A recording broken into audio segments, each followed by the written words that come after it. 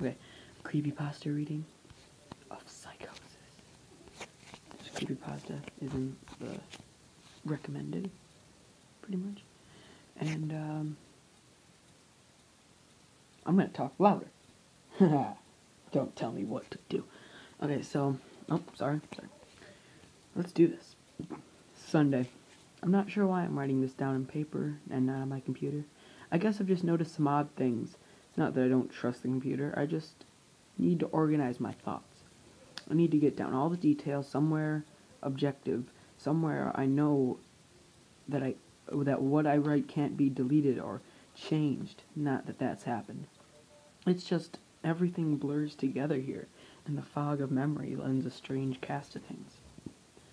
I'm starting to feel cramped in this small apartment. Maybe that's the problem. I just had to go and choose the cheapest apartment because with the only one in the basement. The lack of windows down here makes the day and night seem to slip by seamlessly. I haven't been out in a few days because I've been working on this programming project so intensively. I suppose I just wanted to get it done. Hours of sitting and staring at a monitor can make anyone feel strange, I know, but I don't think that's it. I'm not sure when I first started to feel like something was odd. I can't even define what it is. Maybe I just haven't talked to anyone in a while. That's the first thing that crept up on me. Everyone I normally talk to online while I program has been idle. I've simply not logged on at all. My instant messages go unanswered. The last email I got from anybody, was a friend saying he talked to me when he got back from the store, and that was yesterday. I'd call with my cell phone, but the reception's terrible down here. Yeah, that's it. I just need to call someone. I'm going outside. Dash. Hyphen. I'm in my basement. It's freezing cold. Well, that didn't work so well. As the tingle of fear fades, I'm feeling a little ridiculous for being scared at all. I looked in the mirror before I went out, but I couldn't shave the 2-day stubble I've grown. I figured I was just going out for a quick cell phone call. I did change my shirt, though, because it was lunchtime, and I guessed that I'd run into at least one person I knew. That didn't end up happening, but I wish I did. When I went out, I opened the door to my small apartment slowly. I had a small feeling of apprehension had somehow already lodged itself in me for some indefinable reason. I chalked it up not having spoken to anyone. I chalked it up to not having having not spoken to anyone but myself for a day or two. I peered down the dingy gray hallway, made dingier by the fact that it was a basement hallway. On one end, the large metal door that led to the building's furnace room. It was locked, of course. Two dreary soda machines stood by it. I bought a soda from one the first day I moved in, but it had a 2-year-old expiration date. I'm fairly sure nobody knows those machines are even down here, or my cheap landlady just doesn't care to get them restocked. I closed my door softly and walked in the other direction, taking care not to make a sound. I have no idea why I chose to do that, but it was fun giving into the strange impulse to not break the droning hum of the soda machines, at least for the moment. I got to the stairwell and took the stairs up to the building's front door. I looked through the heavy door's small square window and received quite a shock. It was definitely not lunchtime. City gloom hung over the dark street outside, and the traffic lights at the intersection in the distance blinked yellow. Dim clouds, purple and black from the glow of the city, hung overhead. Nothing moved, save the few sidewalk trees that shifted in the wind. I remember shivering, though I wasn't cold. Maybe it was the wind outside. I could vaguely hear it through the heavy metal door, and I knew that it was that unique kind of late night wind. The kind that was constant, cold, and quiet, save for the rhythmic music it made as it passed through the countless unseen tree leaves. I decided not to go outside. Smart guy. This guy is like the guy right here.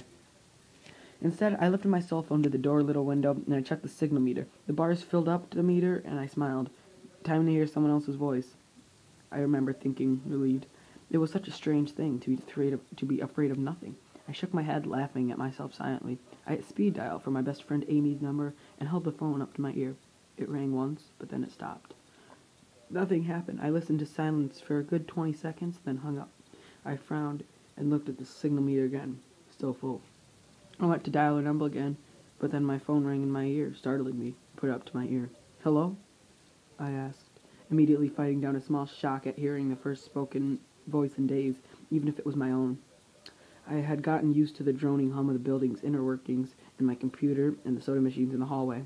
But there was no response to my greeting at first. But then, finally, a voice came on. "Hey," said a clear male voice, obviously of college age just like me. "John," I replied, confused. "Or who's this, John?" "Oops, sorry, wrong number," he replied, then hung up. I lowered the phone slowly and leaned against the thick brick wall of the stairwell. That was strange. I looked at my received call list, but the number was unfamiliar. Before I could think on it further, the phone rang loudly, shocking me yet again. This time, I looked at the caller before I answered. This was another unfamiliar number. This time I held the phone up to my ear, but said nothing. I heard nothing but the general background noise of a phone. Then a familiar voice broke my attention. "John?" was a single word in Angry's voice. I breathed a sigh of relief. "Hey, it's you," I replied. "Who else would it be?" she responded. "Oh, the number. I'm at a party on 7th Street. My phone died just as you called me. This is someone else's phone, obviously." "Oh, okay," I said. "Where are you?" she asked. My eyes glanced over the drab, whitewashed, cylinder block walls at the heavy metal door with its small window. "At my building," I sighed, just feeling cooped up, and didn't realize it was so late. "You should come here," she said, laughing. "Nah, I don't feel like looking for some strange place by myself in the middle of the night," I said, looking out the window at the silent, windy street that secretly scared me just a tiny bit. I think I'm just going to keep working or go to bed." "Nonsense," she replied. "I can come get you. Your building is close to 7th Street, right?" "How drunk are you?" I asked, lightheartedly. "You know where I live." "Oh, of course," she said abruptly. "I guess I can't get there by walking, huh?" "You could if you wanted to waste half an hour," I told her. "Right," she said. "Okay, I have to go. Good luck with your work." I lowered the phone once more, looking at the number of flash as the call ended. Then the droning silence suddenly reasserted itself into my ears. The two strange calls and the eerie street outside drove home my aloneness in this empty stairwell. Perhaps I'd been having seen too many scary movies. I had the sudden inexplicable idea that something could look in on the door's window and see me, some sort of horrible entity that hovered at this edge of aloneness, just waiting to creep up on unsuspecting people that strayed too far from other human beings. I knew the fear was irrational, but nobody else was around, so I jumped down the stairs, ran down the hallway to my room, closed the door as swiftly as I could while still staying silent. Like I said, I feel a little ridiculous of being scared of nothing, and the fear had already faded. Writing this down helps a lot. It makes me realize that nothing is wrong. It filters out a half-formed thoughts and fears, leaves only a cold, hard facts. It's late, and I got a call from the wrong number, and Amy's phone died, so she called me back from another number. Nothing strange is happening. Still, there was something a little off about that conversation. I know it could have been the alcohol she'd have, or was it even her that seemed off to me, or was it? Yes, that was it. I didn't realize until this moment, writing these things down. I knew writing things down would help. She said she was at a party, but I only heard silence in the background. Of course, that didn't mean anything in particular, as she could have just gone outside to make the call. No, that couldn't be it either. I didn't hear the wind. I need to see if the wind is still blowing. Monday. I forgot to finish writing last night. I'm not sure what I expected to see when I ran up the stairwell and looked out the heavy metal door's window. I'm feeling ridiculous. Last night's fear seems hazy and unreasonable to me now. I can't wait to go out into the sunlight. I'm going to check my email, shave, shower, and finally get out of here. Wait, I think I heard something. It was thunder. The whole sunlight and fresh air thing didn't happen. I went to the stairwell and up the stairs, only to find disappointment. The heavy metal door's little window showed only flowing water, as torrential rain slammed against it. Only a very dim, gloomy light filtered in through the rain. But I knew it was daytime, even if it was gray, sickly, wet day. I tried looking out the window and waiting for lightning to illuminate the gloom, but the rain was too heavy and I couldn't make out any more than vague, weird shapes moving at odd angles and the waves washing against the window. Disappointed, I turned around and went back, but didn't want to go back to my room. Instead, I wandered further up the stairs, past the first floor and the second. The stairs ended at the 3rd floor, the highest floor in the building. I looked through the glass and ran up to the outer wall of the stairwell, but it was that warped, thick kind that scatters in. I looked through the glass and ran up the outer wall of the stairwell, but it was that warped, thick kind that scatters the light. Not that there was much to see through the rain to begin with. I opened the stairwell door and wandered down the hallway. 10 or so thick wooden doors, painted blue a long time ago, were all closed. Instead, I listened as I walked, but it was the middle of the day, so I wasn't surprised that I heard nothing but the rain outside. As I stood there in the dim hallway listening to the rain, I had a strange, fleeting impression that the doors were standing like silent granite monoliths erected by some ancient, forgotten civilization for some unfathomable guardian purpose. I'm going to take a break. Those were some big words. Okay. Lightning flashed, and I could have sworn that, for just a moment, the old grainy blue wood looked just like rough stone. I laughed at myself for letting my imagination get the best of me, but then it occurred to me that the dim gloom and lightning must mean that there was a window somewhere in the hallway. A vague memory surfaced, and I suddenly recalled that the third floor had an alcove and an insect window halfway down the floor's hallway. Excited to look out into the rain and possibly see another human being, I quickly walked over to the alcove, finding a large thin glass window. Rain washed down it as with the front door's window, but I could open this one. I reached a hand out to slide it open, but hesitated. I had the strangest feeling that if I opened the window, I would see something absolutely horrifying on the other side. Everything's been so odd lately. I come up with a plan, and I came back here to get what I needed. I don't seriously think of anything will come with it, but I'm bored, it's raining, and I'm going to go crazy. I came back to get my webcam. I'm going stir crazy. I came back to get my webcam. The cord isn't long enough to reach the third floor by any means, so instead I'm going to hide it between the 2 soda machines in the dark end of my basement hallway. Run the wire along the wall and under my door. Put the black duct tape over the wire to blend it in with a black plastic strip that runs along the base of the hallway's walls. I know this is silly, but I don't have anything better to do. Well, nothing happened. I propped open the hallway to stairwell doors, steeled myself, then flung the heavy front door wide open, and it rained like H down the stairs to my room and slammed the door. I watched my webcam on my computer intently, seeing the hallway outside the door and most of the stairwell. I'm watching it right now, and I don't see anything interesting. I just wish the camera's position was different so that I could see out the front door. Hey, somebody's online. -. I got on an older, less functional webcam that I had in my closet to video chat with my friend online. I couldn't really explain to him why I wanted to video chat, but it felt good to see another person's face. He couldn't talk very long, and we didn't talk about anything meaningful, but I feel much better. My strange fear has almost passed. I could feel completely better, but there was something odd about our conversation. I know I've said that everything seemed odd, but still, he was very vague in his responses. I can't recall one specific thing that he said, no particular name, no place, or event, but he did ask for my email address to keep in touch. Wait, I just got an email. I'm about to go out. Just got another email from Amy asking me to meet her at dinner at the place we usually go. I do love pizza, and I've been eating random food from my poorly stocked fridge for days, so I can't wait. Again, I feel ridiculous about the odd couple of days I've been having. I should destroy this journal when I get back. Oh, another email. Oh my god, I almost left the email open at the door. I almost left the email and opened the door. I almost opened the door. But I read the email first. It was from a friend I hadn't heard from a long time, and it was sent from a huge number of emails that must have been every person he had saved in his address list. He had no subject, and it said simply, "Seen with your own eyes, don't trust them, they." What the H is that supposed to mean?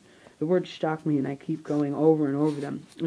Is it a desperate email sent as just something happened? The words are obviously cut off without finishing. Any other day I could have dismissed this as spam for computer virus or something, but the words, seen with your own eyes, I can't help but read over this journal and think back on the last few days and realize I have not seen another person with my own eyes, or talked to another person face to face. The webcam conversation with my friend was so strange, so vague, so eerie now that I think about it. Was it eerie? Or is the fear clouding my memory? My mind toys with the progression of the events I've written here, pointing out that I have not been presented with one single fact that I did not specifically give out unsuspectingly. The random wrong number that I got from it, that got my name, and the subsequent strange return call from Amy and the friend that asked me for my email address. I messaged him first when I first saw him online. And then I got my first email a few minutes after the conversation. Oh my God, that phone call with Amy. I said over the phone, I said that it was within a half-hour's walk of 7th Street. They know I'm near there. What if they're trying to find me? Where's everyone else? Why haven't I seen or heard anyone else in these days? Oh no, this is crazy. This is absolutely crazy. I need to calm down. This madness needs to end. Hyphen. I don't know what to think. I ran about my apartment furiously, holding my cell phone up to every corner to see if I got a signal through the heavy walls. Finally, in the tiny bathroom, near one ceiling corner, I got a single bar. Holding my phone there, I sent a text message to every number on my list, not wanting to betray anything about my unfounded fears. I simply sent, "You seen anyone face to face lately?" At that point, I just wanted to reply back. I didn't care what the reply was, or if I embarrassed myself.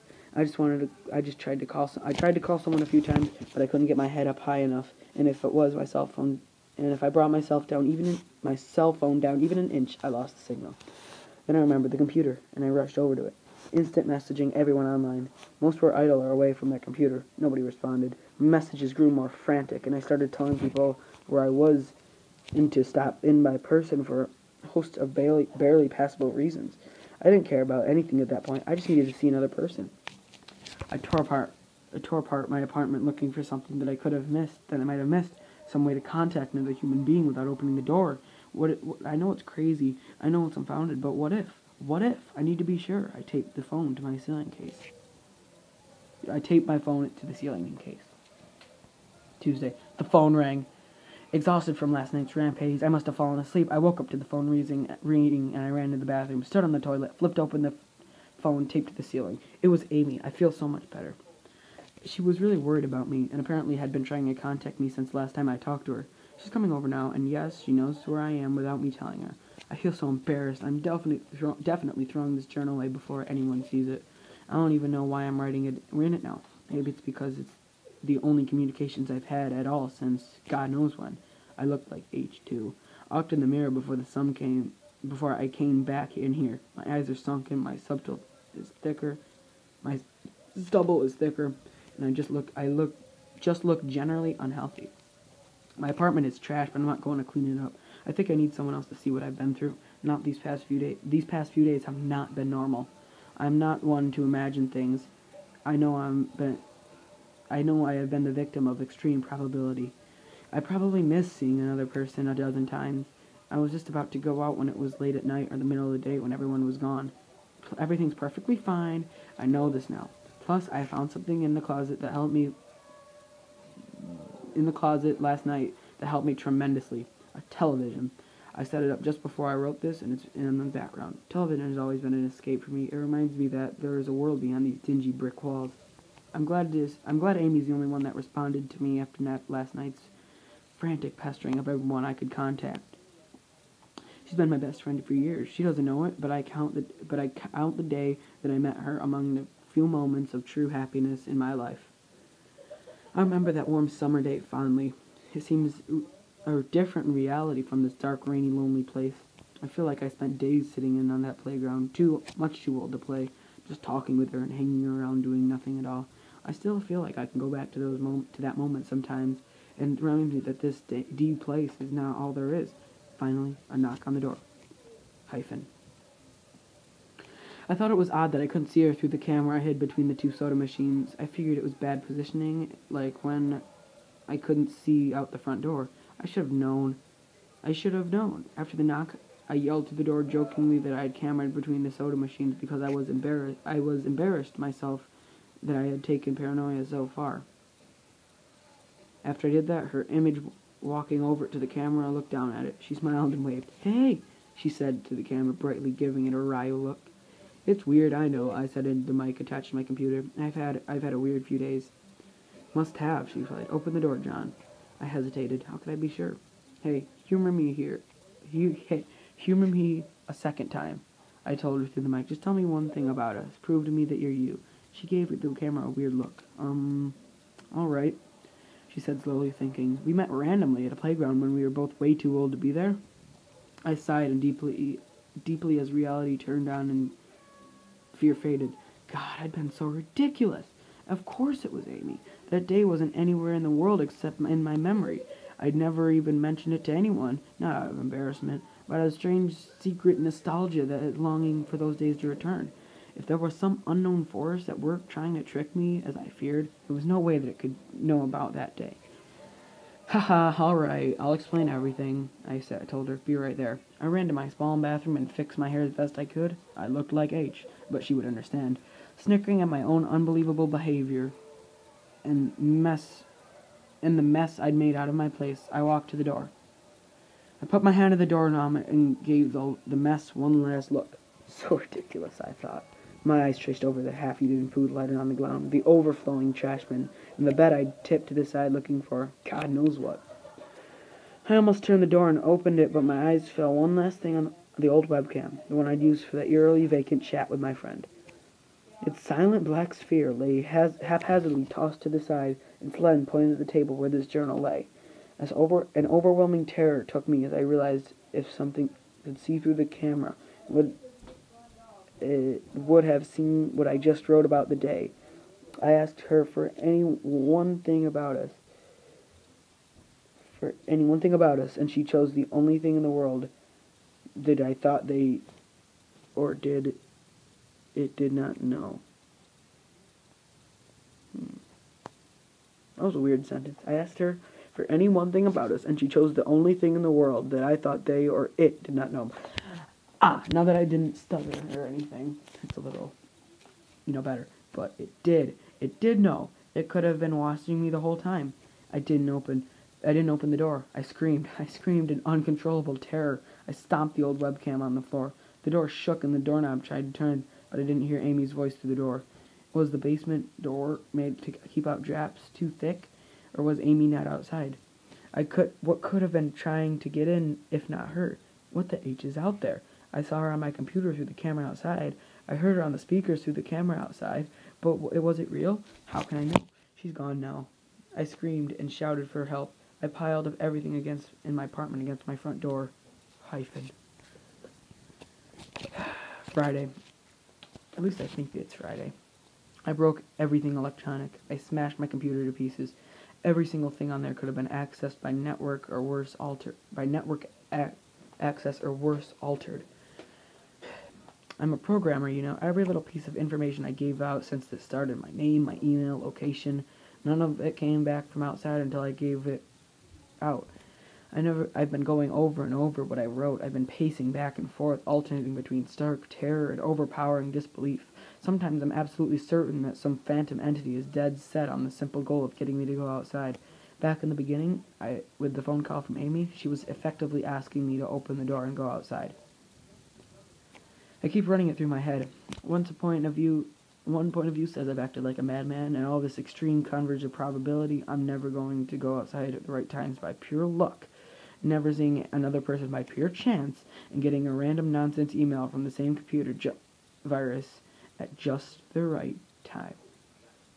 The other point of view says the extreme convergence of probability is the reason that whatever's out there hasn't gotten me already. I keep thinking, I never opened the window on the third floor. I never opened the front door until that incredibly stupid stunt with the hidden camera in which I ran straight to the room and slammed the door. I haven't opened my own solid door since I flung open the front door of the building. Whatever's out there, if anything's out there, never made an appearance in the building before I opened the front door. Maybe the reason it wasn't in the building already is that it was elsewhere getting everyone else. But then it waited until I had betrayed my existence by trying to call Amy. A call which didn't work until it called me and asked me my name. Terror literally overwhelms me every time I try to fit the pieces of this nightmare together. The email, short, cut off. Was it from someone trying to get the word out? Some friendly voice desperately trying to warn me before it came? Seen with my own eyes. Don't trust them. Exactly what I've been so suspicious of. It could have masterful controls of all things electronic, practicing its insidious deception to trick me into coming outside. Why can't it get it in? It knocked on the door. It must have some solid presence, the door. The door. The image of those doors in the upper hallway as guardian monoliths flashes back into my mind every time I trace the path of thoughts. If there is some phantom entity trying to get me to go outside, maybe it can't get through doors. I keep thinking back over all the books I've read or movies I've seen trying to generate some explanation for this. Doors have always been such intense foci of human imagination, and always seen as words or portals of special importance, or perhaps the door is just too thick. I know that I couldn't bash through any of the doors in this building, let alone the heavy basement ones. Aside from that, the real question is, why does it even want me? If it just wanted to kill me, it could do it any other ways, including just waiting until I starve to death. What if it doesn't want to kill me? What if it has some far more horrific fate in store for me? God, what can I do to escape this nightmare? Knock on the door. Dash. I told the people on the other side of the door I need a minute to think and I'll come out. I'm really writing this down so I can figure out what to do. At least this time I heard other voices. My paranoia, and yes, I recognize I'm being paranoid, has me thinking of all sorts of ways that their voices could have been faked electronically. There could have been nothing but speakers outside simulating human voices. Did it really take him 3 days to come talk to me? Amy is supposedly out there along with 2 policemen and a psychiatrist. Maybe it took them 3 days to think of what to say to me. The psychiatrist's claim could be pretty convincing. And if I decided to think that this has all been a crazy misunderstanding and not some entity trying to trick me into opening the door. The psychiatrist has an older voice, authoritarian, but still caring. I liked it. I'm desperate just to see someone with my own eyes.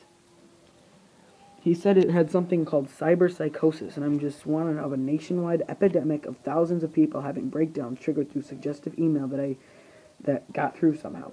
I swear, he said, got through somehow.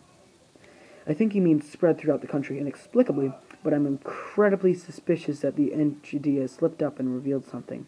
He said I am part of a wave of emergent behavior, and that a lot of other people are having the same problem with the same fears, even though we've never communicated. And that neatly explains the strange email about eyes that I got.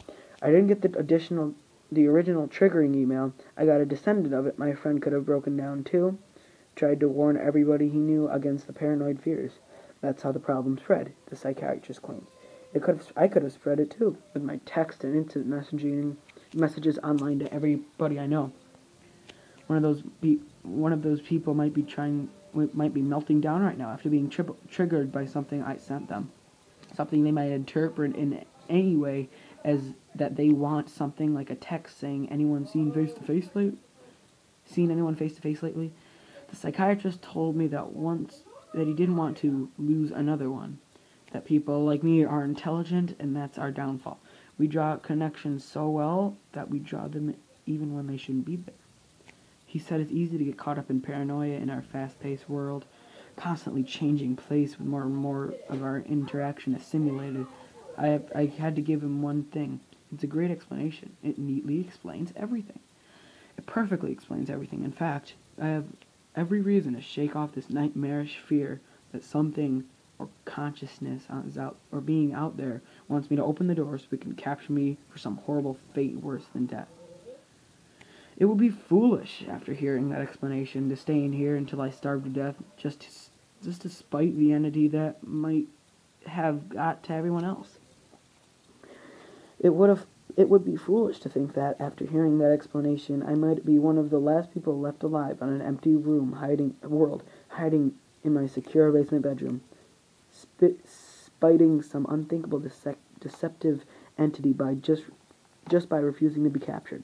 It's a perfect explanation for every single strange thing I've seen or heard, and I have every reason in the world to let all my fear go and open the door. And that's exactly why I'm not going to. How can I be sure? How can I know what's real and what's deception? All these deep things with their wires and their signals that originate from some unseen origin, they're not real. They can't be sure. Signals through a camera, faked video, deceptive phone calls, emails, even the television lying broken on the floor. How can I possibly know what's real? It's just signals, waves, light, the door. The door. It's bashing on the door. It's trying to get in. What insane mechanical contrivance could could it be using to simulate the sound of men attacking the heavy wood so well? Eesh, okay. Oh, my browser's glitching out. See down at the corner, the little right corner. At least I finally see it with my own eyes. There's nothing left in here for me to deceive me with. I've ripped apart everything else. It can't deceive my eyes, can it? Can it? See with your eyes, don't trust them. Wait. Was that desperate message trying to tell me I must trust my eyes, or warning me about my eyes too? Oh my god, what's the difference between the camera and my eyes? They both turn light into electrical signals. They're the same. I can't be deceived. I have to be sure. I have to be sure. Okay, so before I read the last one, I have no idea how long this is, and I have no idea how long this is going to take to upload. I don't like this. I don't like this anymore. At least stretch. Okay, they don't know. I calmly asked for a paper and pen, day in and day out, until it finally gave them to me. Not that it matters. What am I going to do? Poke my eyes out? Bandages feel like part of me now. Pain is gone. I figured this would be one of my last chances to write legibly, as without my sight or two correct mistakes, hands will slowly forget the motions involved. This is sort of a self-indulgence, this writing. It's a relic of another time, because I'm certain everyone left in the world is dead. Or something far worse. I sit against the paddled wall day in and day out. The entity brings me food and water. It masks itself as a kind nurse and as an unsympathetic doctor. I think it knows that my hearing has sharpened considerably now that I live in darkness. It fakes conversations in the hallway on the off chance that I might overhear. One of the nurses talks about having a baby soon, or the doctor's lost his wife in a car accident. Oh, okay. Oh, I was going to say there's a picture down there of doctors. See. None of it matters. None of it is real. None of it gets to me, not like she does. That's the worst part. Part I almost can't handle. That thing comes to me, masquerading as Amy. Its reaction is perfect. It sounds exactly like Amy, feels exactly like her. It even produces a reasonable facsimile of tears that it makes me feel on its lifelike cheeks. When I first dragged me in here, it told me all the things I wanted to hear. It told me that she loved me, that she'd always love me, and it didn't understand why I did this, that we could still have a life together. If only I would stop insisting that I was being deceived. It wanted to believe me. No, it needed me to believe that she was real. I almost fell for it. I really did. I doubted myself for the longest time. In the end, though, it was all too perfect, too flawless, and too real. The false Amy used to come every day, and then every week, and then finally stopped coming altogether. But I don't think the entity will give up. I think the waiting game is just another one of its gambits. I will resist it for the rest of my life if I have to. I don't know what happened to the rest of the world, but I do know that this thing needs me to fall for its deceptions. If it needs that, then maybe, just maybe, I'm a thorn in its agenda. Maybe Amy is still alive out there somewhere, kept alive only by my will to resist the deceiver. I hold on to that hope, rocking back and forth in my cell to pass the time. I'll never give in. I'll never break. I am a hero. Equal sign. That's new. That's new.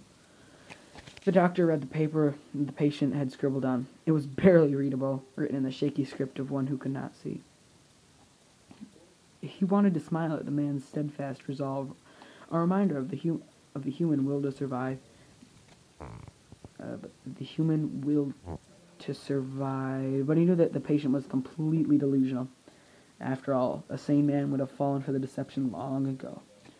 The doctor wanted to smile. He wanted to whisper words of encouragement to the delusional man. He wanted to scream. He wanted to scream, but the nerve filaments wrapped around his head into his eyes made him do otherwise. His body walked into the cell like a puppet, and he told the patient one more that he was wrong, and there was nobody trying to deceive him. That was weird. Like, it was long, too. Oh my god, that was so long. I think I like this one though. That was legit. This picture, the top one, kind of didn't give me chills because, you know, I walk up to it and it's not really that creepy. The one down, I saw the two doctors in the cell. I'm just like, because, you know, I didn't expect it. So hang on, let me exit out of my browser. Go to display recorder. Yes, thank you all for watching. My name is Superb Chunk Gaming. And, goodbye.